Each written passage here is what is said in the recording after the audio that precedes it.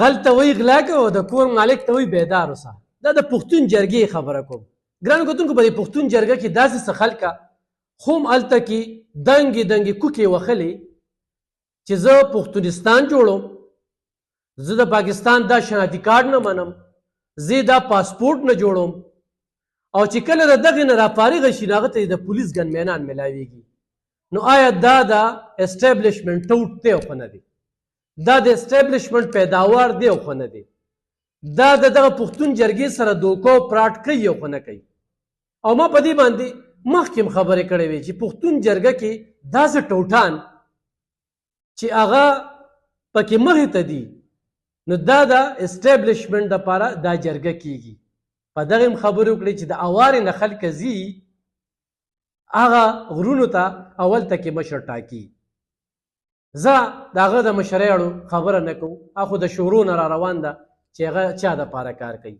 خو زموږ د 400 نه پکې سابقه ناظم ملو شوی و. اول ته کې داسې عجیبه عجیبه خبرې کړې وې چې زه دا پاکستان د دې شناختی کارډ او د دې پاسپورټ نه منم.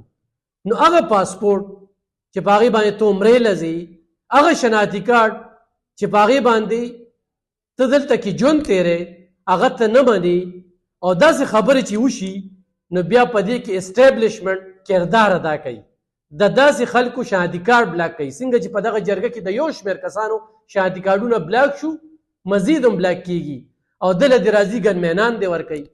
دغه دوغلاپن دی، دغه تضادات دي.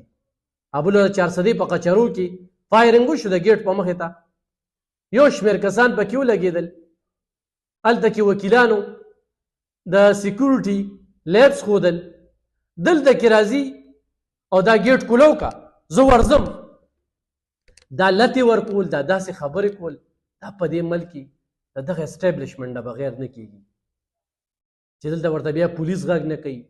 دلته کې ته راځه د ټیمو اخلکار بې عزته کوه، ټریفک پولیس اخلکار بې عزته کوه، دا د اسټابلیشمنټ بغیر نه کېږي. په دې خبرو لږ شانتې سوچو کې جامع کمې خبرې وکړئ، اگر چې ډېرو خلکو ته وبدې لګي، خو صرف د تصویر دویم رخ درته خوم ښیم چې دغه کومه جرګه وشوله او دغه جرګې له د دې ځای نه جلوس ځي، نو په کار دا ده چې دلته کې خو جلسې ډېرې درنې درنې وي که نه، چې غټ جلوس تلو نو 560 کسان ځي.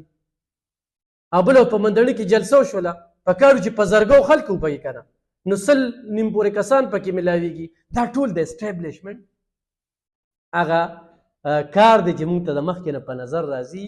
نو دا د پښتون جرګه د ناکامه کېدو، دې پښتون جرګه کې د دوغلاپن کردار ادا کولو، اسټابلیشمنټ له کار کول، نو دغه جرګه د دې نه انکار نشته. د پښتنو په اوږو باندې خلک ټوپک ږدي، کله یو شانتې استعمالي، بل بل شانتې استعمالي. په دې باندې زما د شروع نه خبر دي، خو اوس مې په دې چې اسټابلیشمنټ دله ګنمینان ورکړل، نو ما خو هم دلته قومي اسمبلی الیکشن کړی دی، ما خو هم دلته صوبایي اسمبلی الیکشن کړی دی، او دلته کې چې دا کومې ردې بدې او دمکې او دړاکې په کوم انداز کې راځي، نو دا خبرې مې صرف ستاسو مخې ته ښودلې، ولې چې هغه د شورو نه په کوم انداز کې لګیا دی.